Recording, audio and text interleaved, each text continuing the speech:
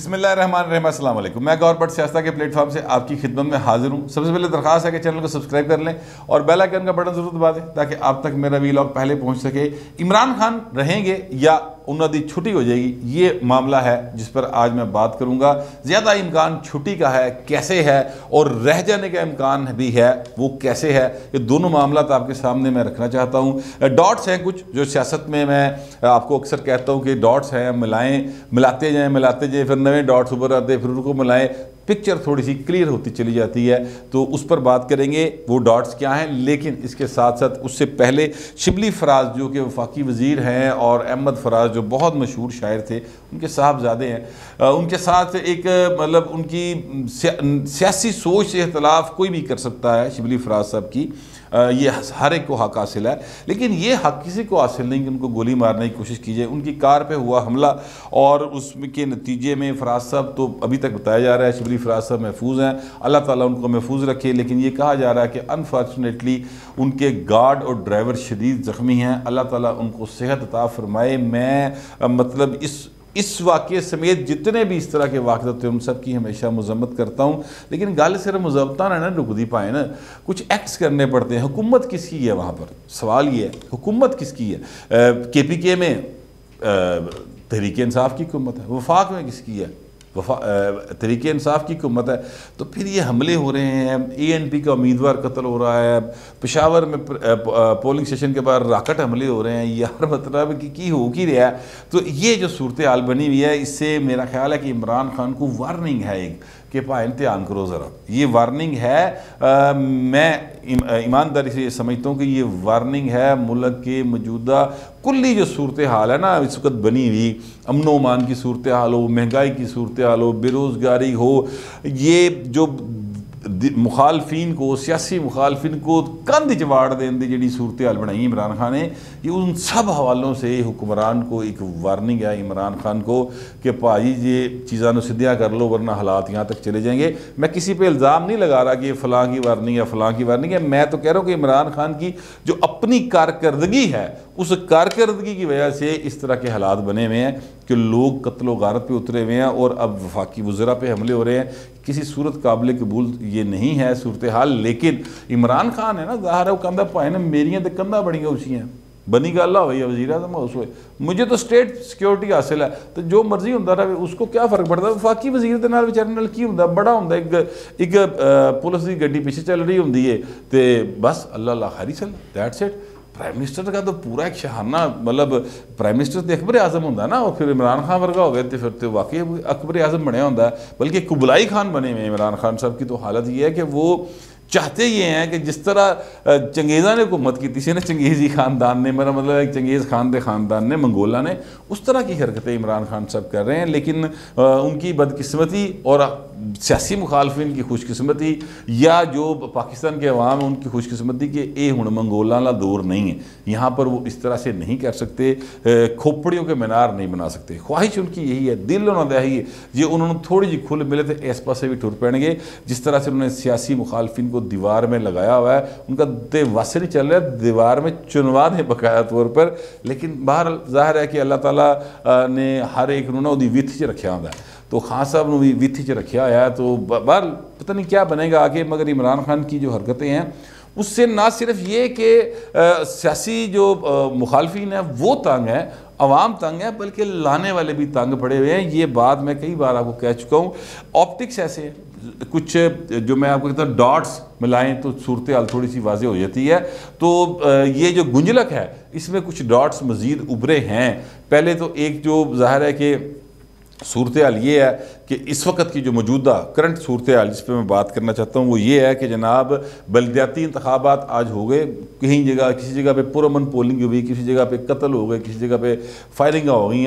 लेकिन कुल मिला के अगर देखा जाए तो वो यानी इस्टेबलिशमेंट को जो नवाज शरीफ ने टास्क दिया था कि भाई तुसी इहदे च नहीं बढ़ना, यानी इसमें आपने एंटर नहीं होना, अभी वो टास्क फुलफिल नहीं हुआ, इसलिए कि अभी रिजल्ट्स आने बाकी हैं। मेरा ख्याल जब तक आप तक वीला मेरा पहुँचेगा तब तक काफ़ी रिजल्ट्स क्लियर हो गए होंगे। अगर तो उन इंतखाबात के अंदर बाकायदा तौर पर अपोजिशन की जानिब से कोई इस्टेब्लिशमेंट की इन्वॉल्वमेंट का एलिमेंट सामने ना आया, और वो सीधा सीधा होता है कि रिजल्ट कुछ होता है तो निकल कुछ जाता है, और वो जाहिर है कि RTS बहाने वाला रिजल्ट होता है। ठीक है, 2018 वाला 25 जुलाई 2018 वाला उस तरह का रिजल्ट ना हुआ तो फिर चीज़ें जो हैं वो आगे बढ़ जाएंगी, और आगे जब बढ़ेंगी तो फिर एक और दरिया का सामना था मुनीर मुझको। मैं एक दरिया के पार उतरा तो मैंने देखा ये वाली सूरत हाल जो है वो इस्टेब्लिशमेंट को फिर दरपेश है, क्योंकि मिनी बजट पाए ना आ रहे हैं। अब कहा जा रहा है बुध या जुमेरात को शायद मिनी बजट लाया जा रहा है, और मिनी बजट जो है वो वैसे तो उसकी कोई टर्म, कोई इस तरह की चीज़ जो है वो आइन के अंदर नहीं लिखी हुई कि मिनी बजट नाम की कोई चीज़ होती है, ना ही वो क्या कहते हैं कि मिड टर्म इंतखाबात की कोई टर्म या इस तरह की कोई चीज़ आइन में लिखी हुई है। लेकिन कहा जाता है मिनी बजट, वैसे तो मिनी बजट हर 15 दिन बाद आता है, इसलिए पेट्रोल की कीमत बढ़ दी है या घट दी है, तो वो टैक्सी लगता है ना, ये मिनी बजट ही है, क्योंकि सारा कुछ जो है आपका उस हिसाब से चीज़ें ऊपर नीचे हो जाती है हर 15 दिन बाद। तो वो ज़ाहिर है मजबूरी है, वो सारी हुकूमतों की मजबूरी रही, क्योंकि भाई पेट्रोल पाकिस्तान च नहीं गा, उनते गैस भी नहीं गई जी, इसी बाल बूल छड़ी, और अब इन्होंने बंदोबस्त भी कोई नहीं किया। और अब फवाद चौधरी साहब कह रहे हैं कि भाई वापस चले जाओ, ओ डार्क एजिस से मेरी मुराद है कि वो थापी वाले दौर च वापस चले जाओ, तुसी दोबारा जो है ना उस पास जाओ और बायो लाइफ गुजारें। ठीक है, वो असल में चाहते हैं कि हम सेहतमंद जिंदगी गुजारें हैं, तो वो कहते हैं कि वापसी शहरी लोग जो है ना वापस पिंड वाले पासे जाने की कोशिश करन, तो जिन्हों के पिंड ने टुर जाने तो मेरे नाल दा किते जाएगा। खैर बहरहाल ये तो एक मजाक की बात है, मगर मैं एक बात ये कहना चाहता हूँ कि पाकिस्तान के अंदर अब कुछ चीज़ें जो हैं वो अब थोड़ी थोड़ी आपको वाज़ेह होती दिखाई देंगी। आज 19 दिसंबर है, और 19 दिसंबर तक मैंने कहा था चीज़ें वाज़ेह होंगी, अब मज़ीद वाज़ेह होंगी। मतलब अभी कुछ चीज़ें सामने आई हैं। मिनी बजट आ रहा है, मिनी बजट में कहा यह जा रहा है कि इमरान खान साहब ने अगर ये मिनी बजट पास करवा लिया तो भाई अगले 5 साल भी पके। बड़े भोले जम्मू ने साढ़े दोस्त गल कर रहे हैं, उनको पता नहीं कि अगले 5 साल के लिए दोबारा जनरल इलेक्शन होगा। दोबारा जनरल इलेक्शन होगा तो फिर उसमें ज़ाहिर है सारे घोड़े दौड़ेंगे, और सारे घोड़े दौड़ेंगे तो फिर सारे पासे दौड़ेंगे, अपनी अपने जोर लगाएंगे, और जोर लगाने के नतीजे में जो ज़्यादा सीटें लेके जाएगा वो प्राइम मिनिस्टर बन जाएगा। सीधी सी बात है। तो अगले 5 साल पक्की वाली गल जी ना, ये तो मुझे कोई इसमें कोई दमखम दिखाई नहीं देता फ्रैंकली। ये तो बस मायूसी की अखीरली इंतहा अगर लैनी है तो फिर इस गल नूं मान लवो। मैं तो नहीं इस बात को मानता।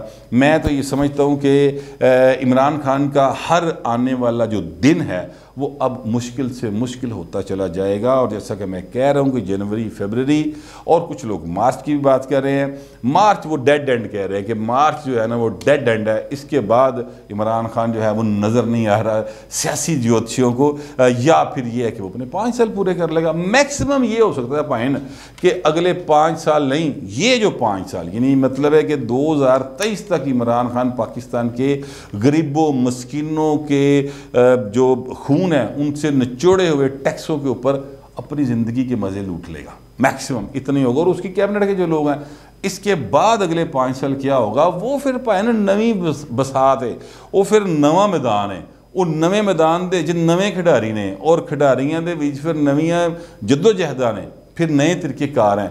उन 5 साल को सेव करने के लिए कहा यह जा रहा है कि चूँकि जो है नवंबर 2022 में जनरल बाजवा साहब की रिटायरमेंट हो जानी है या उनको एक्सटेंशन मिल जानी है। अब मैं बताने वाले बता रहे हैं कि जनरल बाजवा साहब कहीं नहीं जा रहे, वो एक्सटेंशन ले रहे हैं, पता नहीं, अल्लाह बेहतर जानता है। लेकिन बताने वाले ये भी बता रहे हैं कि जनाब अगला जो आर्मी चीफ होगा, ये नहीं जनरल बाजवा साहब रहेंगे या जाएंगे, इसका फैसला, या कोई और आर्मी चीफ आएगा, इसका फैसला प्राइम मिनिस्टर इमरान खान नहीं करेगा, कोई और प्राइम मिनिस्टर करेगा।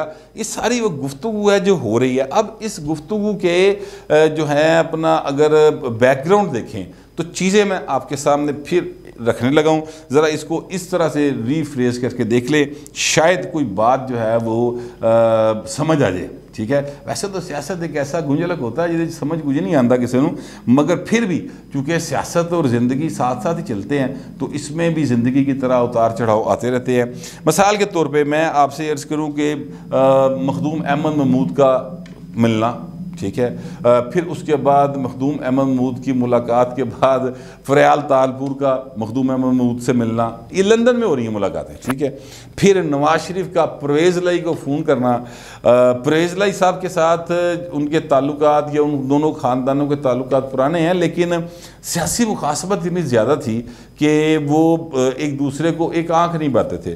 परवेज़ लाई साहब के वाले साहब फोत हुए तो मियाँ नवाज शरीफ साहब उनके घर अफसोस करने गए थे। नवाज शरीफ साहब के वाले साहब वफ़ात पाई तो परवेज़ लाई साहब जो हैं वो बाकायदा तौर पर गए थे उनकी कब्र के ऊपर हाज़िरी देने के लिए।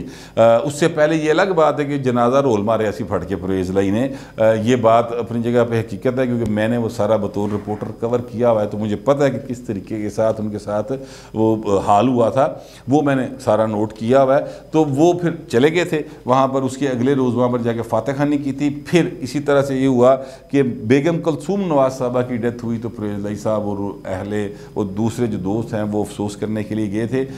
इसी तरह जब इनकी डेथ हुई अपना नवाज शरीफ की वालदा की, तो भी फ़ोन पे एक दूसरे के साथ यार नवाज शरीफ पाकिस्तान में नहीं थे तो फिर अफसोस का इज़हार फ़ोन पे ही होना था। अब चौधरी शुजात हुसैन साहब बीमार हैं, एक लंबे अरसे से बीमार हैं। चौधरी शुजात साहब काफ़ी बीमार हैं, अल्लाह ताला उन्हें सेहत दे, लेकिन मतलब ये है कि उनके बारे में बातें थी वेंटिलेटर पे चले गए, ये चले गए, वो चले गए, ऐसा नहीं है। फ़िलहाल वो जो हैं वो बातें शातें कर रहे हैं। तो परवेज़ लाई को फ़ोन कर लिया नवाज शरीफ ने, ठीक है। अच्छा चलो ये हो सकता है ये मजाज पुरशी फ़ोन कर लिया हो, पता करना हो यार तबीयत कैसी है। चौधरी साहब ने बड़ा अच्छा ताल्लुक़ रहे हैं, वज़ीर दाखिला रहे हैं चौधरी शुजात साहब जो हैं नवाज शरीफ के। ये 1990 वाले दौर में, उस दौर में ये वज़ीर दाखिला रहे हैं कि शायद 97 वाले दौर में रहे हैं, 90 वाले दौर में रहे हैं, तो ये वो सारे रहे हैं। तो फिर हो सकता है कि वो मामला जो है वो इस बात तक हो, लेकिन पाए ना उस दिन आर्मी चीफ का परवेज़ लाई ने फ़ोन जड़ा ना ऐ को टली खड़कांदा है, ये कोई ना दिमाग की किसी थां ते जिहड़ी बत्ती है ना उन्होंने ज़रा जगमग कर दी है कि ऐ भाई ने इधरों परवेज़ लाई ने फ़ोन आया नवाज शरीफ का, तो उस तो बाद बाजवा साहब का फ़ोन आ गया परवेज़ लाई, ठीक है। ये कुछ बत्तियां हैं जो जगमगाती हैं इस बात को सुन के। फिर एक बात मैं आपको बताऊं जो मुझे बड़े करीबी बंदे ने बताई, जो कि चौधरी परवेज़ लाई और शुजात दोनों के बहुत करीब हैं। उन्होंने कहा कि जब नवाज शरीफ का फ़ोन आया तो उसके बाद चौधरी शुजात साहब को जब बताया गया कि उनका फ़ोन आया, तो उन्होंने कहा कि यार नवाज शरीफ वो वाहिद आदमी है जिसकी मैं दिल से इज़्ज़त करता हूँ सियासतदानों में से, और मेरे लिए अगर कोई सियासत में काबिल कदर शख्सियत है तो वो मियाँ नवाज शरीफ है, क्योंकि उसने कभी मेरी कोई बात नहीं टाली थी।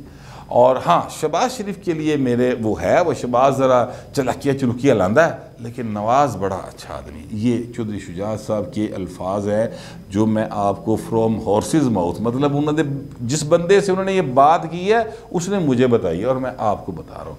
तो मेरा मतलब है कि अब इन चीज़ों को अगर आप मिलाना शुरू करें तो आपको नज़र आएगा कि चीज़ें इतनी सादा नहीं हैं जिस तरह नज़र आ रही हैं कि इमरान खान जो कह रहे हैं वो ऊंजी होता जा रहा है, ऐसा नहीं है, चीज़ें गड़बड़ है। मिनी बजट वाली जो बात है वो अब वो कुछ दोस्त कह रहे हैं कि जनाब वो फिनांस बिल है और अगर वो पास ना हुआ तो इमरान खान को एतमाद का वोट लेना पड़ेगा, अगर वो पास हो गया तो फिर जो है ना इमरान खान अगले 5 साल रहेगा।